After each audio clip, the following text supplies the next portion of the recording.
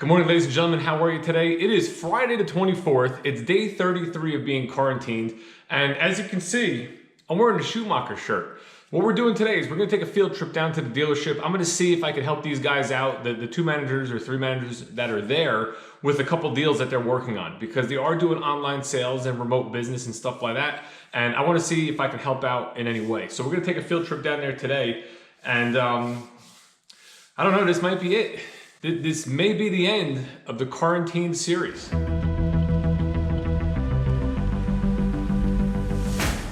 that would be the end of the quarantined playlist and back to dealership life. But it's not dealership life like we know it, because things aren't normal yet. You know, we're still shut down, the showroom is closed. However, they deemed you can sell cars online for curbside pickup or at-home delivery and stuff like that. So they have a whole system set up at the dealership. I'm gonna get caught up on that once I get there, just see what's going on, you know, see hopefully how I can help and how maybe I can get back into the store, you know, for their current schedule, which is, I believe they're working 9 to 5, Monday through Fridays, and no Saturdays. So we'll see when we get there.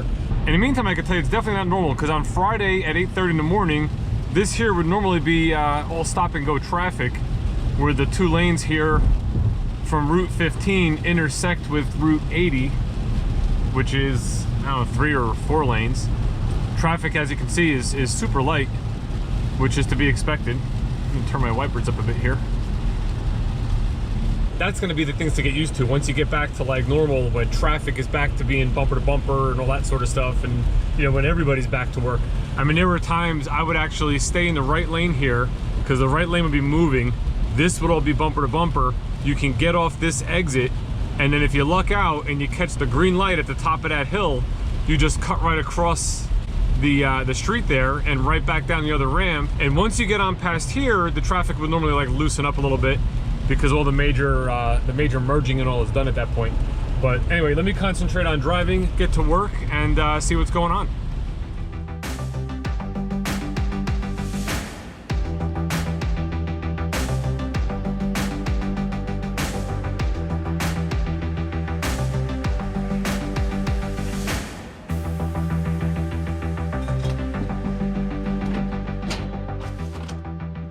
All right, ladies and gentlemen, we're back in the sales office here, where I haven't been for over a month. I'm standing in front of Sal. You know Sal, he doesn't want to be on film. As you saw, the showroom is dark. You know, lights are pretty much kept off. This way the showroom looks closed, because it is closed.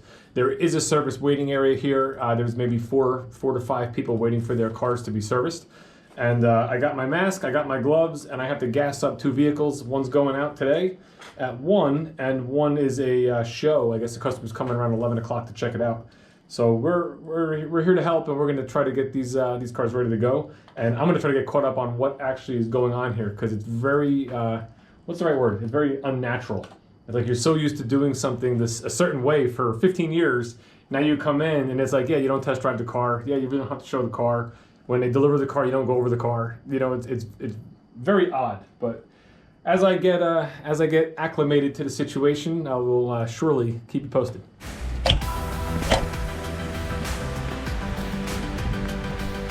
All right, looks like our first truck is a Silverado High Country.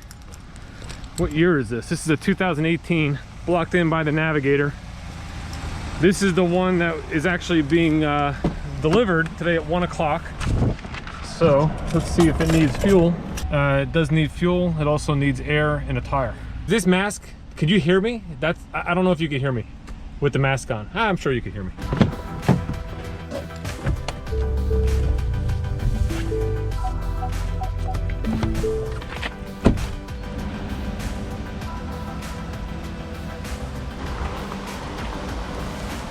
We found the second car. This is the Equinox. Nothing like coming back to a dead battery and a car that's blocked in by 1, 2, 3, 4, 5, 6 cars. I guess I haven't been at work for a month. I shouldn't complain, but let me get to work here.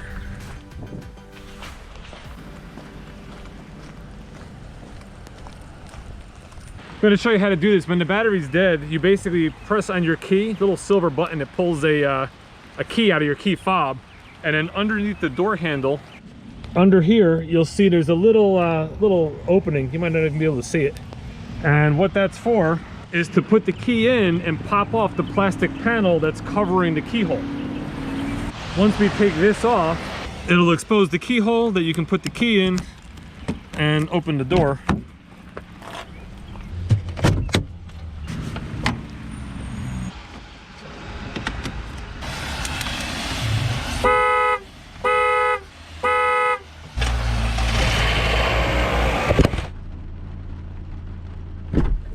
Woo!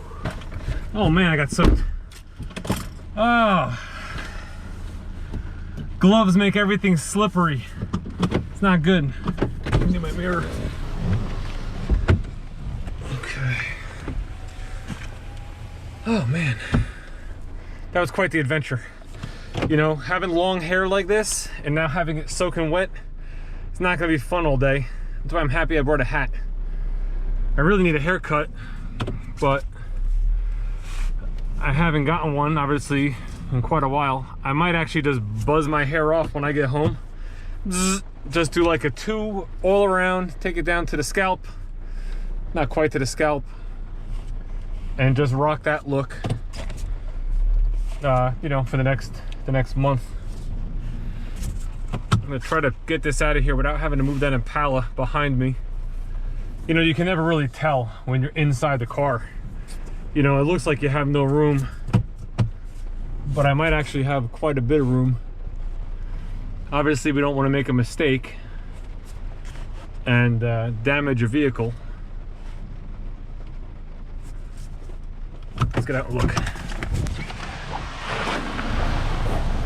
Oh, look at all the room I got. See, you can't tell. It looks like you got nothing left. I had at least a foot, probably about there. We're home free. On to the gas station. I'm gonna take this off because I'm outside. It looks like the managers have been pretty busy here. This Chevy Traverse is actually pretty much sold. Someone's coming down today to test drive it.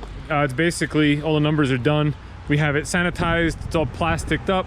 It's got the plate on the back ready to go for when they get here. We got a Chevy Suburban that's sold, and we have our Silverado High Country all ready to be seen as well. Apparently they've been here too, already looking at it, so it's just really one final visit and it should be sold. What's up, bro? This is so weird. I just had my first experience. I'm taking this mask off, bro. I just had my first experience, I don't want to touch my face, talking to a customer with a mask on, and it's just weird. It's weird, right? Yeah. It's just strange.